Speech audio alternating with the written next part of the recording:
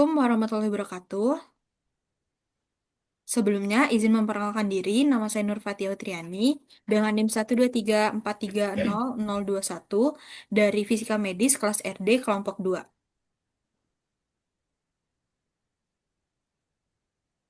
Perkenalkan, nama saya Anggun Melani Putri dengan NIM 123430016.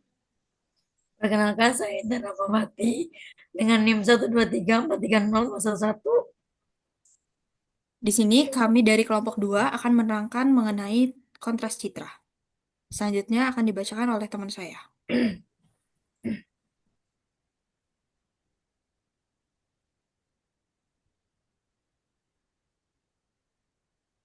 Slide pertama yaitu konsep dasar kontras citra. Kontras citra pada MRI sangat dipengaruhi oleh dua parameter utama, yaitu TR atau repetition time dan TE echo time. Pertama, TR atau repetition time, yaitu waktu antara satu pulsa eksitasi radiofrekuensi dengan pulsa berikutnya.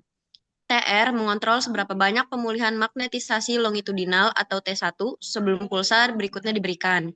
Semakin pendek nilai TR, maka semakin sedikit waktu bagi jaringan untuk pulih, sehingga menghasilkan citra dengan perbedaan T1 yang menonjol. Sebaliknya, TR yang lebih panjang memungkinkan lebih banyak waktu pemulihan jaringan. Kedua, TE atau echo time, yaitu waktu antara pulsa eksitasi dan saat sinyal eko atau resonansi diukur. TE mengontrol seberapa besar peluruhan T2 yang terjadi sebelum sinyal diambil. Jika TE lebih pendek, maka peluruhan T2 belum terlalu signifikan, sedangkan TE yang lebih panjang menyebabkan sinyal T2 semakin berkurang. Slide berikutnya.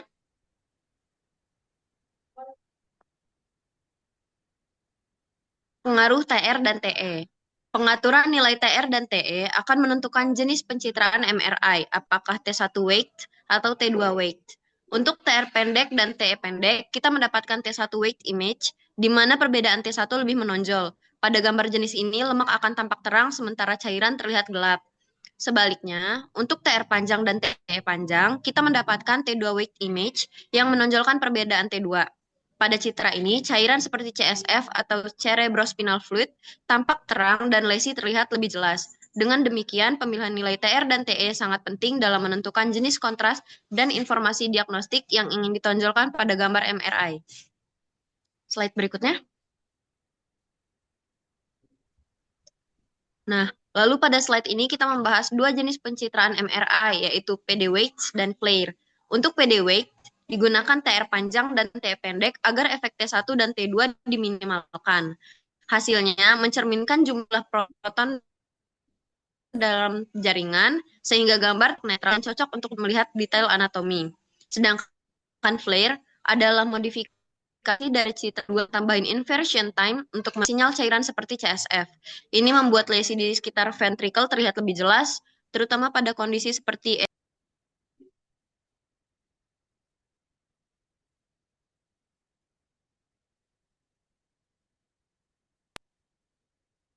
selanjutnya akan dilanjutkan dengan teman saya. Selanjutnya adalah nilai-nilai TR dan TE. TR atau repetition time dan TE atau echo time merupakan dua parameter atau Selanjutnya, karena salah satu teman kami sedang sakit dan tidak ada suara, yaitu Intan Rahmawati, maka slide selanjutnya akan dijelaskan oleh saya. Oke, pada kali ini kita akan membahas nilai-nilai TR dan TE, di mana ketika T1 weighted, terjadinya parameter khas, yaitu TR 300 hingga 600 ms, kemudian TE-nya 10 sampai 30 ms, di mana ketika TR-nya pendek, tidak semua jaringan sempat untuk berelaksasi penuh, sehingga terjadinya perbedaan antara TI dengan jaringan tampak jelas. Kemudian pada TE yang pendek akan terjadinya meminimalisir efek T2 sehingga citra yang dihasilkan lebih murni dibandingkan T1. Kemudian pada hasilnya yaitu lemak akan terlihat lebih cerah dan cairan cairan akan terlihat lebih gelap sehingga baik untuk anatomi. Selanjutnya yaitu T2 weighted di mana parameter khasnya yaitu TR lebih dari 2000 ms dan TE lebih dari 800 ms, di mana ketika TR panjang akan menekankan efek TI pada semua jaringan untuk cukup waktu berelaksasi. Kemudian pada TE panjang akan memberi waktu cukup untuk sinyal T2 yang berbeda-beda saat menyeluruh. Kemudian akan dihasilkannya kontras T2 yang dominan. Hasilnya yaitu cairan CSF atau edema akan terlihat lebih terang sehingga baik untuk mendeteksi patologi. Kemudian ada proton density atau PD, di mana parameter khasnya yaitu TR panjang dan TE pendek. Ketika TR-nya panjang, efek T1-nya akan diminimalkan. Kemudian ketika TE-nya pendek, efek T2-nya yang akan diminimalkan. Sehingga yang tersisa yaitu perbedaan densitas proton di jaringan.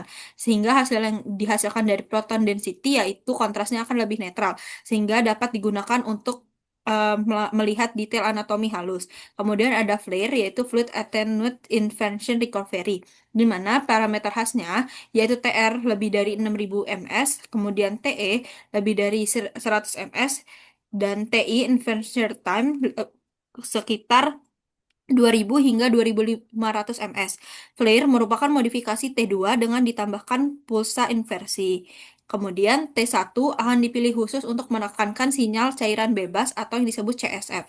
Sehingga hasil dari flare adalah lesi di otak. Misalnya pada multiple sclerosis, invert edema akan terlihat lebih jelas karena pada CSF-nya akan terlihat terang dibandingkan yang biasanya dan T2-nya akan menjadi lebih gelap.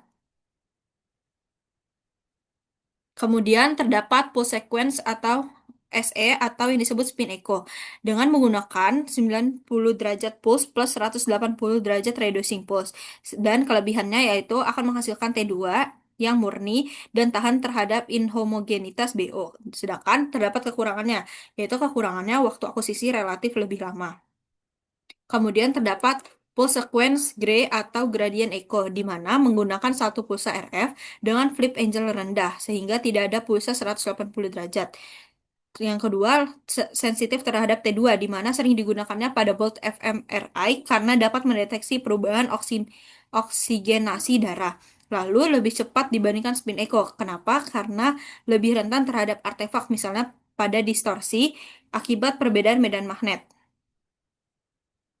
Kemudian terdapat pulse sequence EPI atau echo planar imaging, di mana mengisi seluruh key space dalam satu eksitasi sehingga sangat cepat. Kemudian umumnya digunakan untuk fMRI dan diffusion MRI. Biasanya berbasis GRE atau T2 weighted. Namun terdapat kelemahannya. Kelemahannya yaitu mudah mengalami distorsi geometris dan artefak capability yang tinggi. Mungkin itu saja yang dapat kami sampaikan. Apabila ada salah kata dalam pengucapan, kami mohon maaf. Terima kasih telah menyaksikan presentasi kami. Wassalamualaikum warahmatullahi wabarakatuh.